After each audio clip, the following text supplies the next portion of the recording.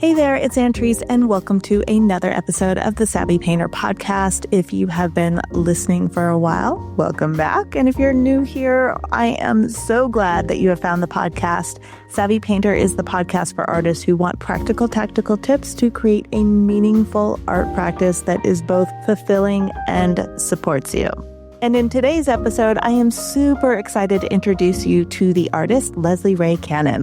Leslie is an artist from Atlanta, Georgia. She's also a member of Growth Studio, so we've known each other for quite a while now. And in this episode, Leslie shares how she has grown as an artist from overcoming her fear of putting her work out there to getting to the point where she's become really, really selective with what galleries she shows with and how she manages all of that. And Leslie shares with you the importance of developing a supportive community and how that has helped her recognize her own progress. And what I loved about this conversation, honestly, is how Leslie talks about her wins and how even noticing the small wins has had such a big impact on her art practice. So she shares all the details about that. Throughout this conversation, Leslie offers valuable advice for other artists. She's very, very encouraging. She's just a delight to talk to. So without further ado, here is Leslie Rae Cannon. Leslie, welcome to the Savvy Painter podcast. Super excited to have you here. Good to be here. Very excited also. Tell us a little bit about yourself, where you are, what kind of work you create. Just kind of give people a sense of who Leslie is. Okay, I am Leslie Cannon. I go by Leslie Rae as my artist name. And I am based out of Atlanta, Georgia, where I have lived my entire life. I am primarily an acrylic painter, and I kind of move in between subject matters. I would think that the commonality in my work is probably bright colors and texture. And I've been a part of Growth Studio with you for a little over 2 years. Amazing. It's amazing. Like, even I'm always just amazed, like, how fast time flies. I was thinking about that the other day. I'm like, how long has Leslie been in Growth Studio? It's been that long. I've listened to your podcast though for many years. So I feel like I was late joining the party. And I remember when I decided where I was, when I thought, why have I not joined this yet? I think about it every time I listen to the podcast, but I was always like out for a run. So I couldn't join like right there. And by the time I'd get home, I'd forget. And I remember thinking, I'm doing it right now. And I walked right over to my computer and joined. Oh my gosh. I love that. Yeah. I love that so much. And it's been great. Thank you. It's a special place, I think. It is. It really is. I could talk about that for the next hour. You never know. Let's see where we go. But before we get into that, here's what I know is just the never-ending fascination. Tell us a little bit about your studio, your setup, just kind of like, how do you like to work? What's your process like? I have a room in my home that gets great light. When we bought this house 11 years ago, I knew immediately where my easel would go. I have a lot of energy in the morning. That seems to be my creative flow. So I like to work as much as possible in the morning. I work from just regular standard easels, and I tend to move them around the studio and work on several things at once. I also sometimes work on paper, depending on what the project is, but I do like to get in here.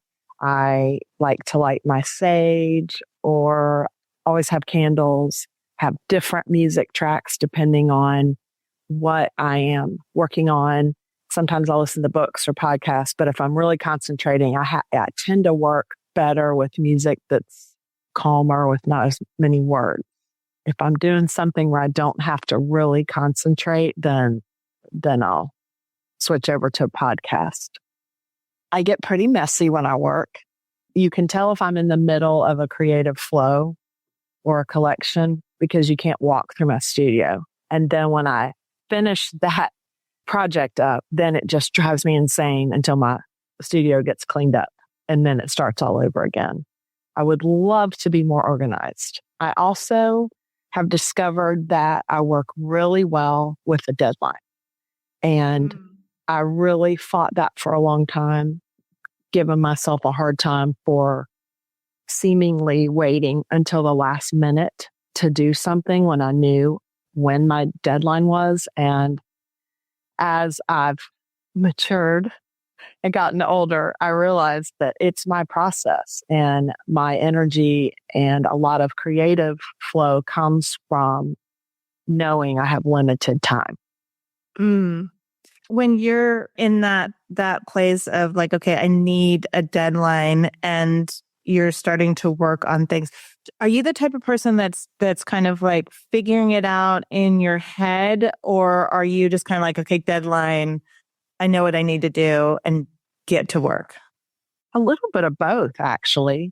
If I have a commission, so I know exactly what I'm painting, it is, I just need to get to work. I have already done a sketch for the client and I've worked out a lot of the problems, usually through that sketch, knowing hopefully how long it's going to take me and what the problems might be that are going to be hard to work on and so forth. If it's a collection I'm coming up with for like, say, a show or a gallery, that's when I really make myself nervous because it's like, I know I need to get some things done. What should I do? What should I do? What should I do? And, always looking around for inspiration until it comes down to the wire and that's like, just do it.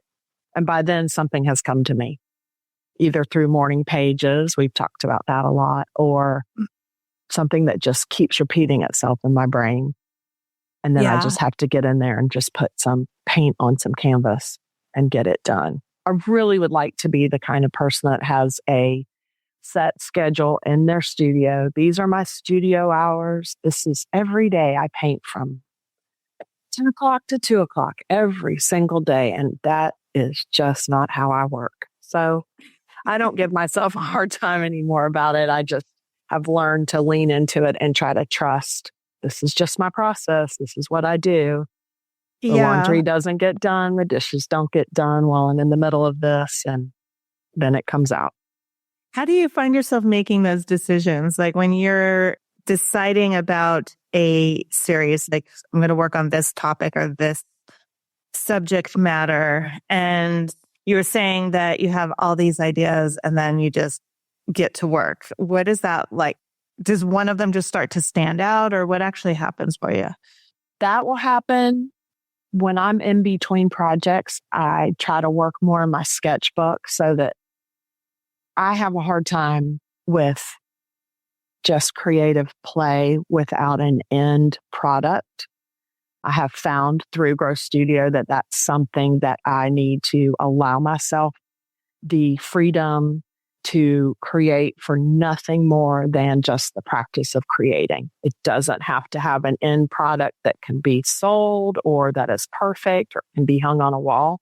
So I really lean into my sketchbooks when I'm not in the middle of a project. So sometimes something will happen there. The last collection I did was the hydrangeas, and I was struggling to come up with, I knew I wanted one big collection for a summer show that I had and a gallery. And I was really struggling with what did I want to do.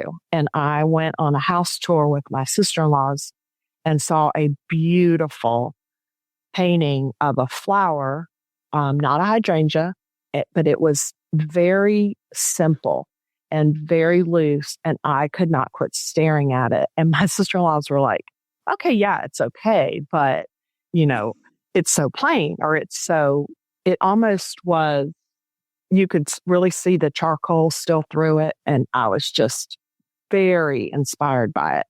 And about 3 or 4 weeks later, I came across a photo of it that I had taken. And I was like, oh, I wonder if I could do a hydrangea. My dad had brought me some hydrangeas from his garden. I wonder if I could do a hydrangea like that. I had painted hydrangeas before.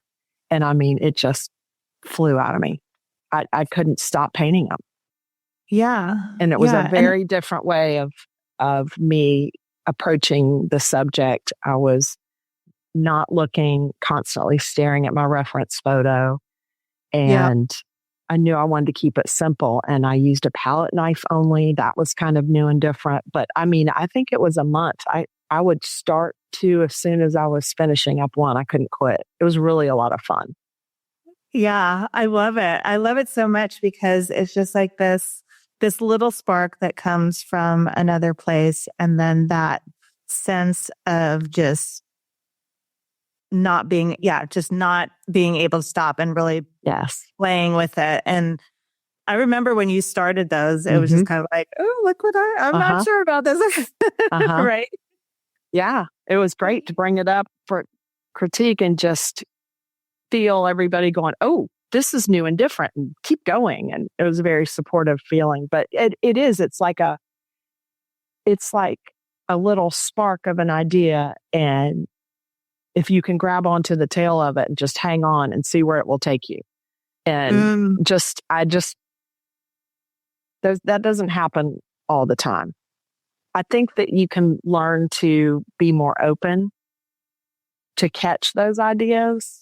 I love Elizabeth Gilbert's book, Big Magic. She talks about ideas a lot in that, and I think it's fascinating. And so I am trying to be better at paying attention to those things, because you're right, a little tiny spark of inspiration that I turned into something totally different, but it just took off. And everyone I painted was different. And then I thought, well, maybe I should try a pink one. I should try a green one. Or maybe I should put it in this container. And just was really a lot of fun. Yeah. And it was in some ways, using the palette knife, doing that. You're always a fast painter, but doing them that kind of loose and letting it go, like looking at them, there's a lot more freedom that you allowed yourself in those paintings than I had seen in the past. Now I see it, but it's kind of like a little like click, it seems like, for you. Did you? Very much, yes. Did you notice that while you were painting them? Did you feel that, or was it just, how was it? Not instantaneously. At first, I remember almost fear is way too strong of a word.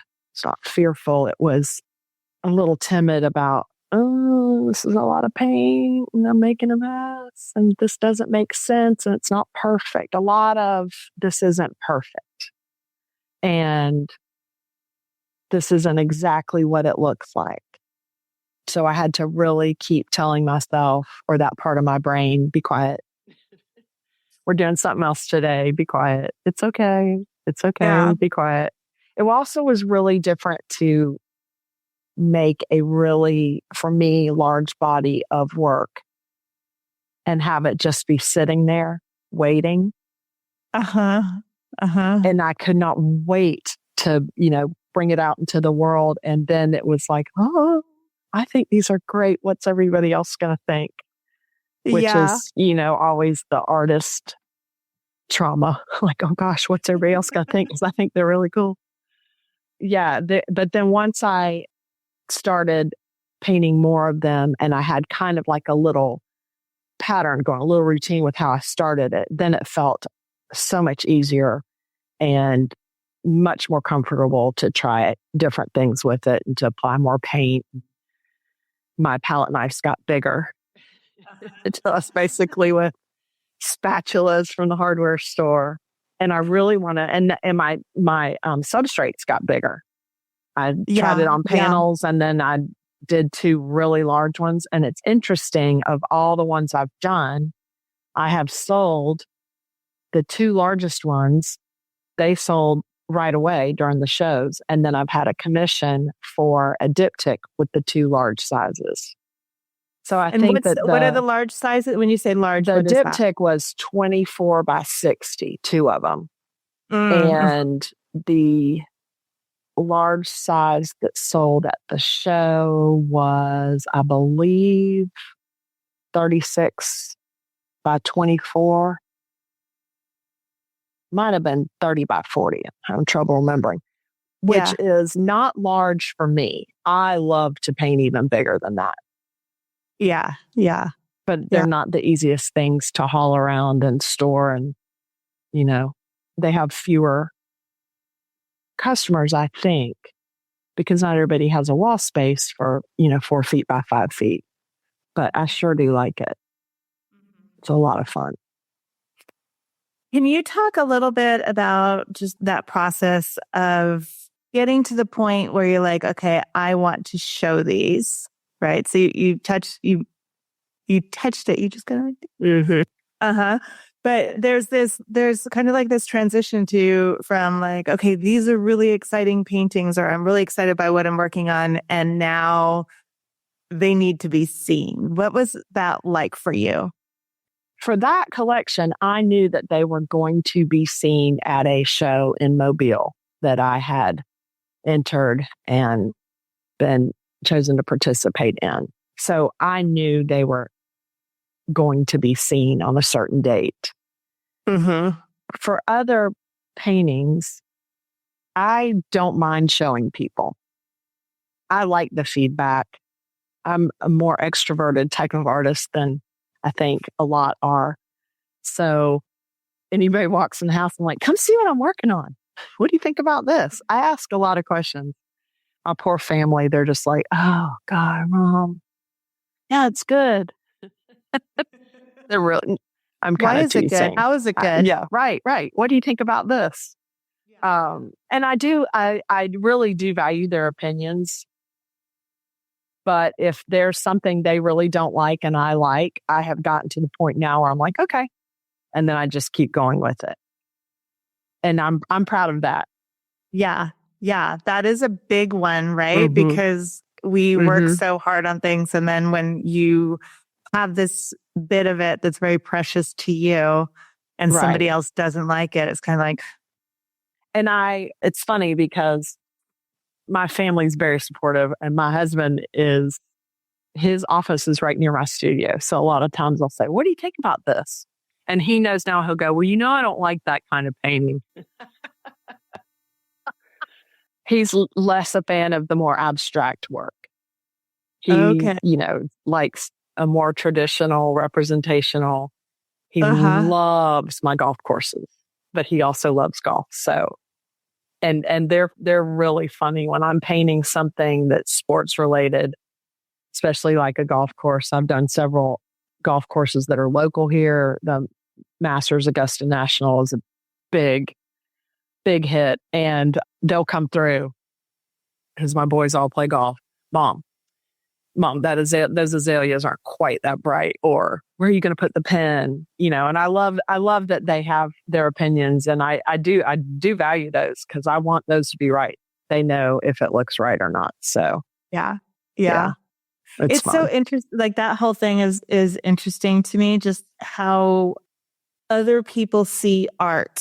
And what I'm interested in a lot or most is we know artists look at art one way, right? So we tend to look at it from a kind of like an emotional standpoint, maybe a skill set standpoint, and just how things are put together.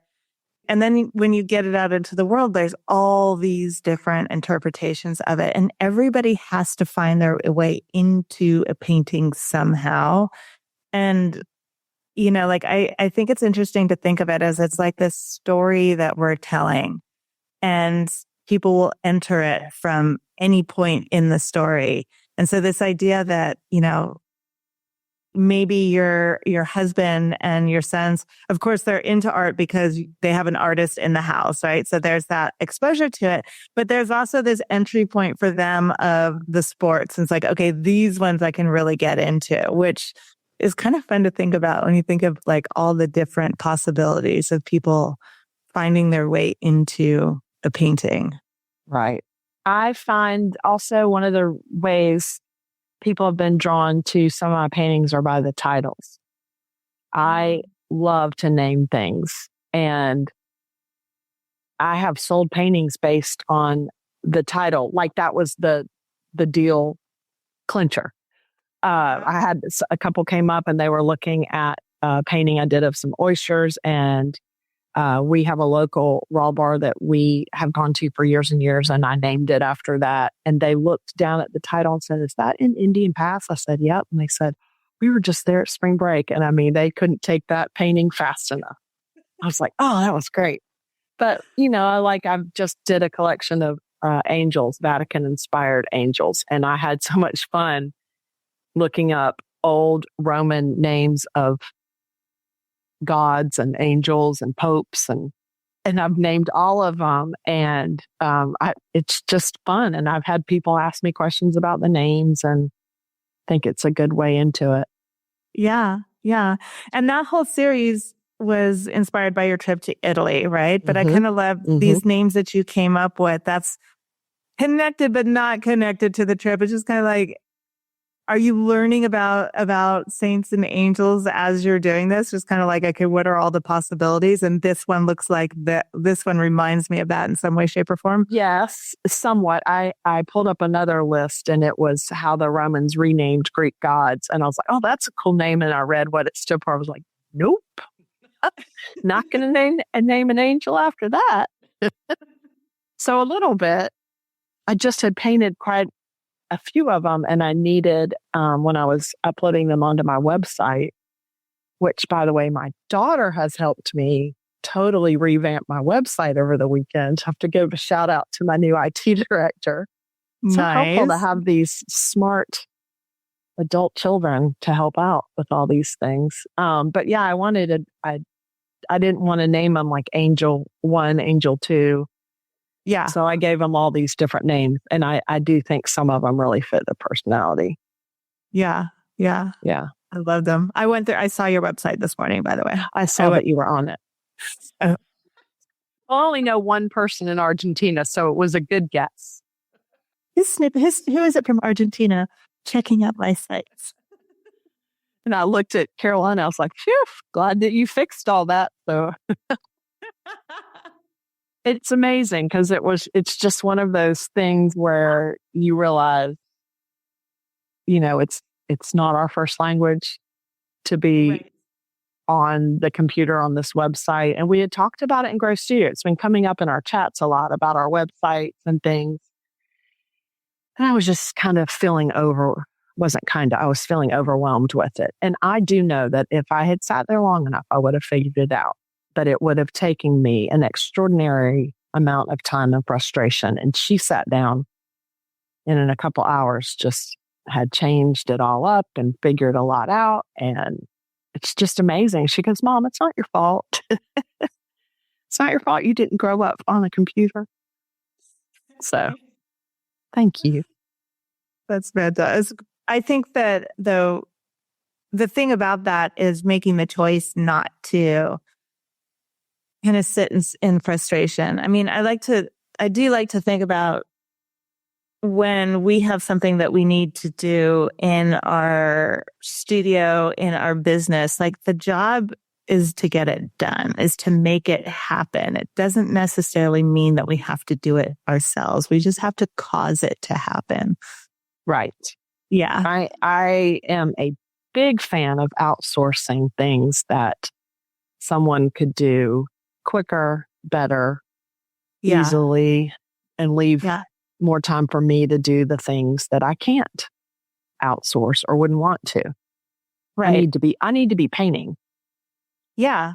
Yeah. And there's some things that you, I mean, definitely could learn how to do them, but and she's taught me all the things. Yeah, she taught me all the things she changed and how now to do things quicker. So I've made a lot of notes to remember. But, her sitting there showing me how to do it was so much easier for me to learn than trying to just click and, that one right. Yeah. So it kind of reminds me, like my mom right now is, she's 90.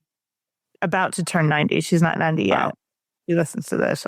But she lives in a town with a university. So she brings college students in to like help her do things. And I was just sitting there thinking, like, That's actually like, you could just hire, you could hire somebody to design and build your website. That's one option. And you can also just either have an adult child, right? Or hire somebody to just come and sit down with you and show you like how to like just get past all of the clunkiness of it. I was just, as you were saying that, I was thinking, there's a lot of people that maybe need something like that and don't want to hire somebody to do it and can't figure out how to get it done. So I'm just thinking like, yeah, there's a million options.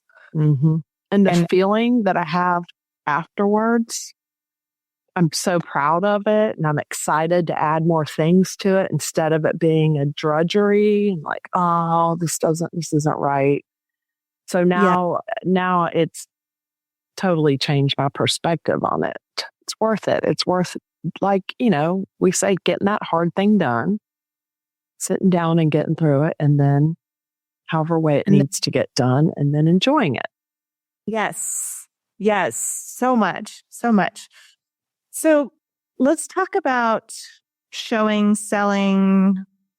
I want to say pricing. We can talk about pricing / money, although we did do an episode where we talked about that quite a bit. So we don't have to spend a lot of time on that. But I'm just kind of thinking like, I think people would really love to hear some of your insights on getting your work out there and getting it into a home. And one of the things that I've noticed, and that I think we've all noticed about you in Grow Studio, is yes, you are extroverted and you've developed this, I don't know if you see this or not, but you've sort of developed this habit of consistently just at least getting the toe in the water and getting something, whether it's just a painting in front of somebody or a conversation or one exchange of phone numbers or what have you. Can you talk about that, that evolution for yourself and how you've shifted that? It's a great topic. I do think I have evolved in that aspect.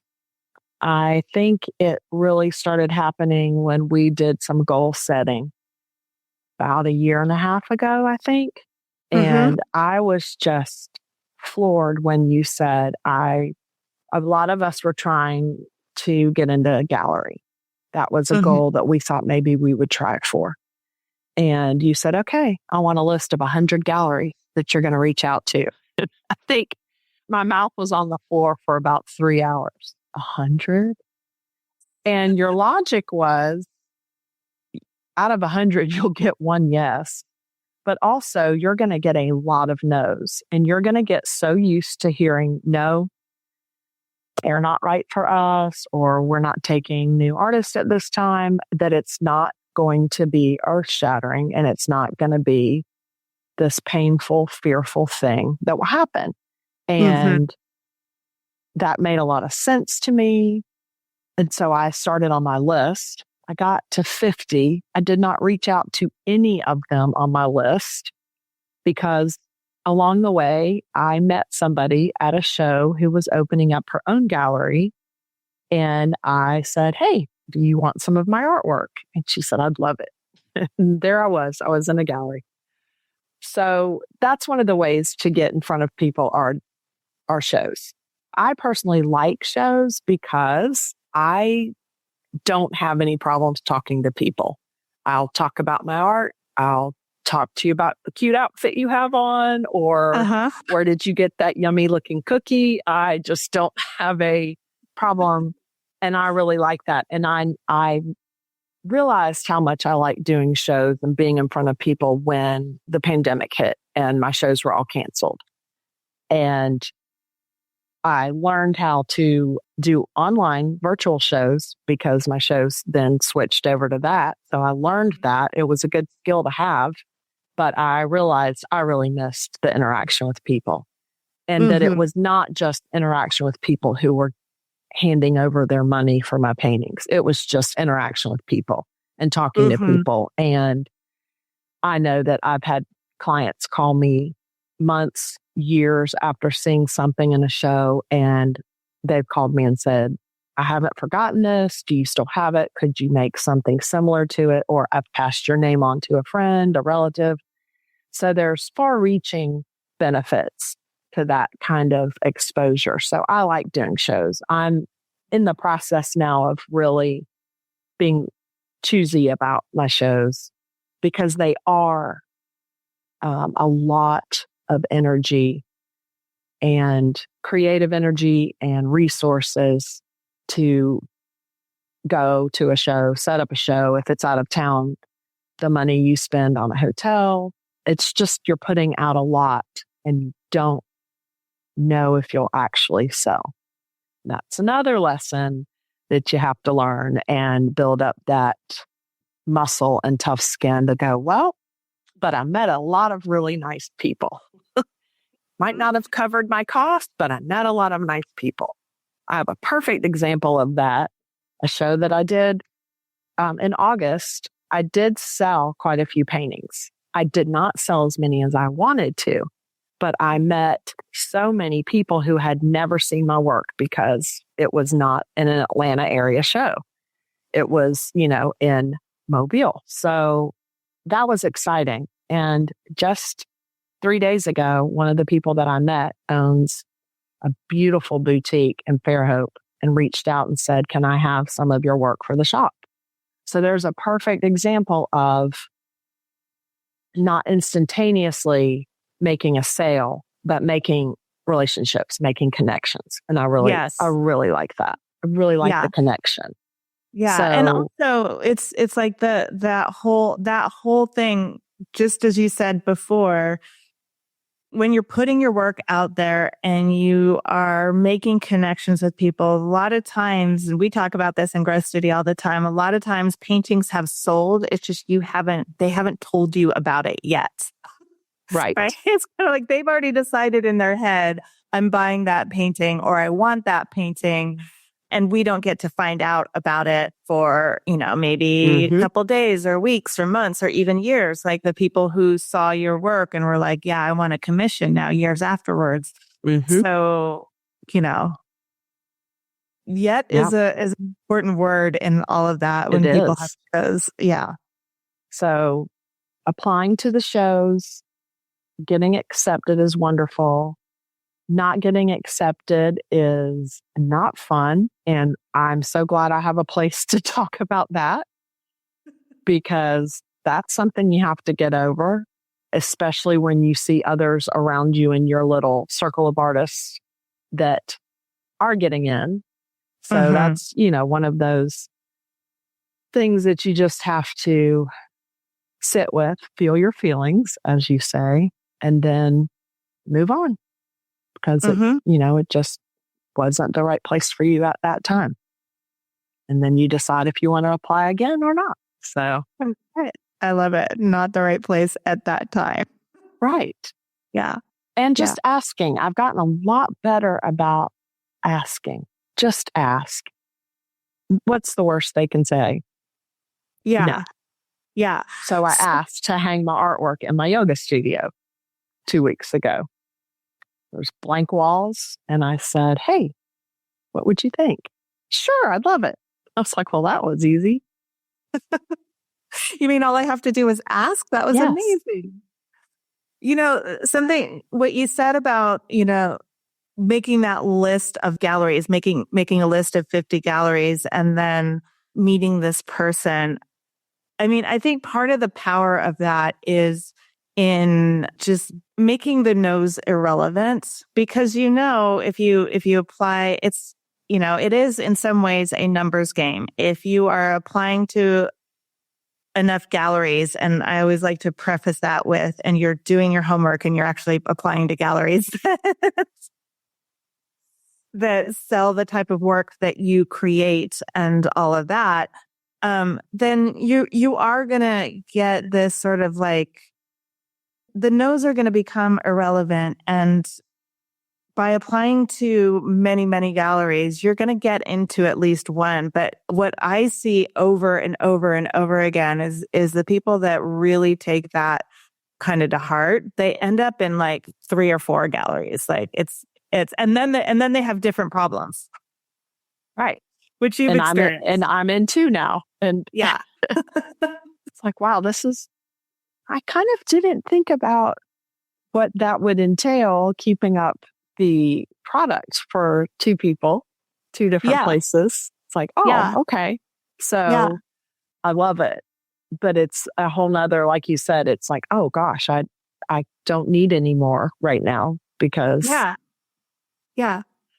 have plenty. Lot. I have plenty. I do. I'm a big believer in the law of attraction and manifesting. I think even just sitting down and writing down galleries and thinking about what galleries I think would be a good fit for my work. Where would I like to see my artwork? Who would I like to work with? Just even the physical act of writing it down and then thinking about it. I really believe that just opens up the possibility for example, for me meeting that woman who just happened to be opening up a gallery.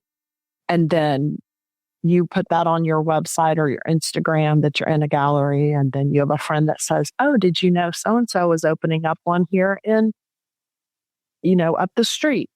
You should go reach out. So I really think that what you think about and what you act on, you attract.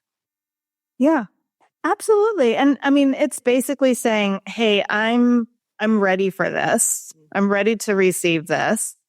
And then options start coming in. And also there's a piece of it by the fact that you are thinking about it, by the fact that you are maybe journaling about it, writing it down, creating a space for your mind to, you're mentally rehearsing getting into a gallery. You're mentally rehearsing there's going to be a situation where this comes up and I'm going to get in, right? So then when this person says like, hey, I have a gallery, you've already rehearsed that enough in your head in some ways of like, well, the obvious thing to do is to ask to get in.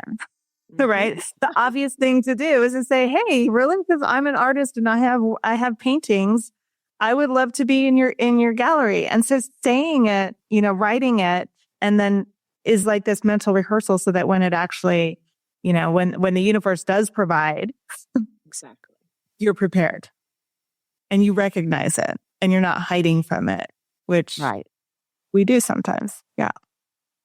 Yes. Yeah. So good. It's so good. And also I think the other transition that you have made is this going from a place of wanting something to now having it, which is, it's an oversimplification, but it is kind of a big deal to go from this space of like, I want this, to now I have it. And like you said, having it. So now you got your first gallery and then your second gallery. And I've seen you kind of like navigate through kind of like, do I want to be in this gallery now? Or do I want to say, and then you start making choices about what you want, which is when you're in that wanting stage, it's more of a lack mentality of kind of like, oh, I need to get into a gallery. And there's so many artists and they're, like the headspace that a lot of artists get into. And then I'm in a gallery. And now I'm experiencing these different, I hadn't even considered that 2 galleries, 3 galleries, like however meant like that adding up is now a totally different thing. So will you talk about that transition of, you have some thoughts on when your face is so expressive? Yeah, that's what my lady who does my Botox says. You have a very expressive face. I don't think she means it in a good way. I do. I mean, absolutely in a good way. It is my face. I have a lot of thoughts and I was just trying to organize them because the first thought that came to my mind, and I don't know if this applies to what you're asking, but talking about what you're open for, the practice that we've gotten into on Grow Studio about telling our wins. I think that has been so beneficial for me personally because it has gotten me into the practice of noticing my wins because I have somebody to share them with. So I am much more aware of not the big things. The big things are easy. I got into a show. I got into a gallery. I sold a painting. Those are easy. The other wins. When you say easy, do you mean like easy to remember? Easy to remember and recognize. Like, of course, do you have any wins? Yes, I got into the show. That one comes naturally. Mm-hmm. It's the smaller things that we're all starting to tell each other about that I think are really building up this practice of noticing all the positives and noticing our own growth and noticing struggles we've overcome. And even though a lot of us will start out by saying, well, this isn't a really big one, or this might not sound like a win, and we all know, yes, that is a win. Fixing my website, big win. Uh-huh. But, asking, could I hang my paintings here? Or hearing something negative about my work and realizing it didn't really bother me like it would have 2 years ago. Mm-hmm. Because it's just the practice of recognizing positive things and remembering them to report on Monday or Wednesday or whenever, I think has really facilitated that growth. Yeah. Being open and asking for what you want. And now having a lot of things that a couple of years ago, I think I would be shocked if today me told a couple years ago me, by the way, you're going to be in 2 galleries and you're going to have people on your website that you've never met buying things, not just your friends and family. Uh-huh. And painting murals and commissions, I would be shocked. And now that I'm in this space where I'm having to actually be very intentional about the jobs that I take and the shows that I enter into, is a totally different shift, because now I am really streamlining, where do I want my art to be seen? What do I want to put my energy into? What are my goals for the future? And then allowing the other things to fall off, which means allowing myself to say no, not applying to shows that I would just because I felt that fear or that lack of, I better do a show this month because I might not sell another painting, I might not have enough, or I might not be seen, or they're all doing it. Or I've done it every year before, I better keep doing it. So it's a totally different shift from, the beginning stages. I mean, I need to get my artwork in front of everybody, as many people as I can. Yes. To, okay, now I get to pick and choose. Yes. Yeah. And that's such a huge transition, because there's so much packed into what you just said, because in the beginning in a lot of ways, you just want to learn how to get the work out there, like get the work out there, experiencing that. And so saying yes to a lot of things makes sense, because it's the way that I see it, at least, is it's very similar to how we learn how to paint, in that when we're learning how to paint, we're just like, oh, this is fun, this is fun, this is fun. And we're doing a lot of different things, and we're exploring in so many different ways. And maybe there's, several artists that you really admire, either, historical artists or contemporary artists. And so you're kind of like learning from their paintings, taking some of their techniques or styles and trying them on a little bit, seeing if you like it, et cetera, et cetera. And it's a lot of reacting to what you're seeing. It's a lot of reacting, basically. It's just like there's stimulus and you're reacting. And then you get to this place where you're at now, where now there's a lot more discernment involved. And it's more like, okay, so I've experienced all of these things, and now I get to decide, what is it that I actually like? in both painting and in sharing the work and in selling the work. It's like, what are the types of galleries that I like to work with now that I've kind of gotten over this big fear, or now that like this is a thing that I just do now, right?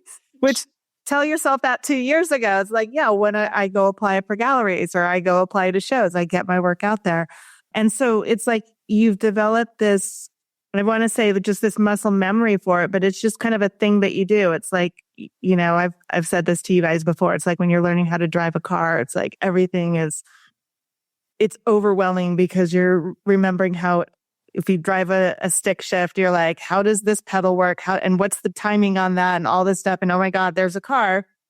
And then all of a sudden you're just, you know, driving along, radios blasting. You're not even thinking about it. And with the shows and with the art, it's such a similar pattern of, okay, now that I've got those pieces out of the way, and now I can focus my attention on the relationships that I want to have with the galleries, or where I want to show, or who I want this work out in front of. Yeah. More of a statement than a question, I know, but I agree. Yeah. But it's what I think is so wonderful for people to hear is that is part of the transition. And it is almost like you're just consistently learning all these new skills, in a way, right? These things that seemed scary before. It's like, oh, okay, so here's how I approach galleries. Now I understand that. Okay. And here's how I do this. Okay. Now I've got that. It's also refreshing to be in our group because we're at all different levels of the process of our artistic journey. And it's a great reminder for me when I hear another artist talking about like just building up their Instagram, or how do you do reels, or first show, and it's so good for me to remember, oh yeah, that used to be terrifying. And there's something I have accomplished. I've already done that. And then it's good to remember those things for when I'm about to try something new, or something for me is terrifying, to think back and go, okay, you've done this, you've done that. You'll figure it out. Yeah. Yeah. And you can ask all your friends in Grow Studio, how do I do this? Help. And they'll all have things to say. We all have things to say. Yes. That's right. Yeah. Because we all have experiences. Yeah. Mm-hmm. So for artists who are listening, it's almost like if you could give yourself, Leslie / people who are listening, advice, you know, like 3 years ago, 4 years ago, Leslie, what would you say? I would tell myself / other artists to just keep trying all different things. Write down things you've tried and what the answers were, and occasionally go back and look, because you'll forget all the different things you've tried and all the things you've accomplished unless you're really mindful about it. And if something doesn't work, let it go. Don't dwell. And try another avenue. There's all different roads. There's all different pathways to get to where we want to go. And you'll find your people. Yeah, you'll find your people. It might take a little while to find the people who love and want your artwork. That also has been a big transition for you. Yeah. Yeah. Not trying to please everybody. Yeah. Yeah. You've grown so much. Well, it's because I'm in therapy in Grow Studio, you see. All of you people wondering about Grow Studio, just know it's really not about art. It's about all of your demons and wonderful things in your personality that we all need to learn to have our own back. Yes. It does turn into therapy sessions quite often. But I think that's why I've learned so much. I think that's why it's been so beneficial for me personally, because it's in alignment with how I'm trying to grow as a person. And I can find on YouTube how to mix a glaze to knock back the landscape, the mountains in the background, and how to bring my foreground up. I can figure that out. I can take classes on that. But we go so much deeper. We go so much deeper into, why do you think you felt that way? What's that bringing up for you? And we talk about things that, for instance, for me, talking about, my people-pleasing perfectionist tendencies are probably interfering with some of the new ways I'm trying to paint. I'm trying to loosen up, trying to be more abstract, not follow reference photos so much. Mm-hmm. And for me personally, that's really hard to not follow the rule book constantly Mm-hmm. because that's my personality. So, and just, like you say all the time, recognizing it is such a big, important step. So you can then say, oh, that's what's happening again. Yeah. Or just, you can decide. Yeah. Once the lights turn on, then you get to decide what you want to do with that. You don't have to, you can choose not to do anything with it. Right. Yeah. Amazing. Amazing. Oh my gosh.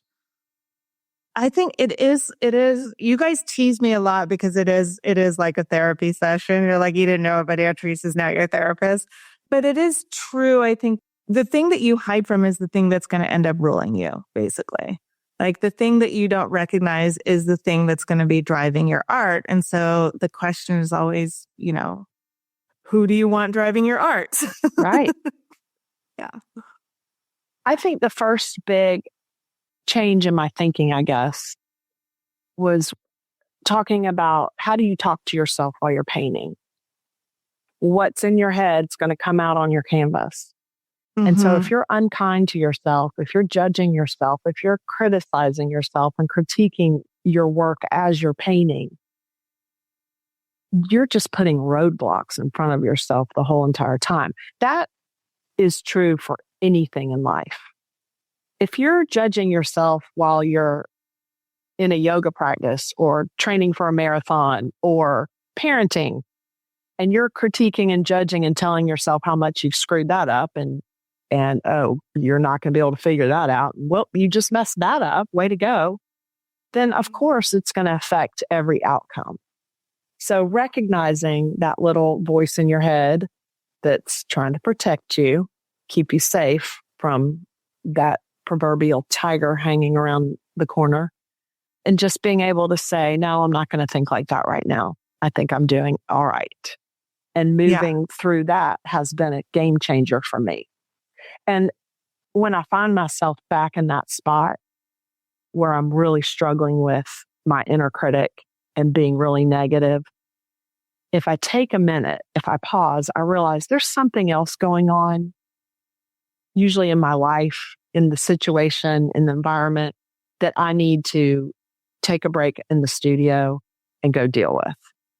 Whether it be, have a conversation with somebody, or even if it's something as simple as I need to go clean the house so that I can get in here and concentrate instead of thinking of the list of things I need to go do.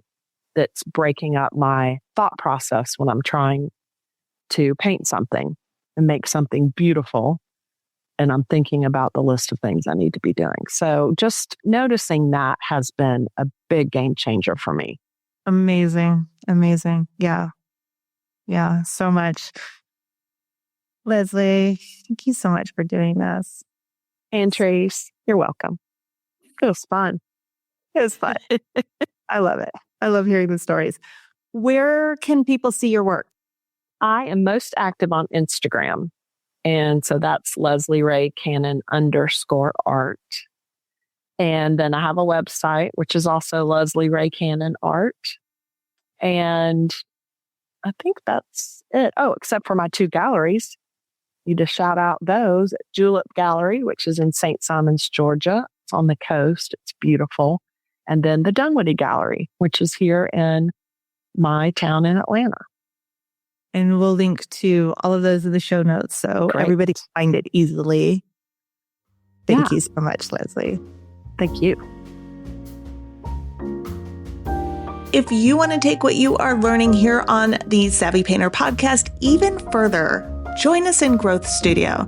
Growth Studio is a unique community of artists. We meet multiple times a week for live coaching, critiques, and demos. Just go to savvypainter.com/join.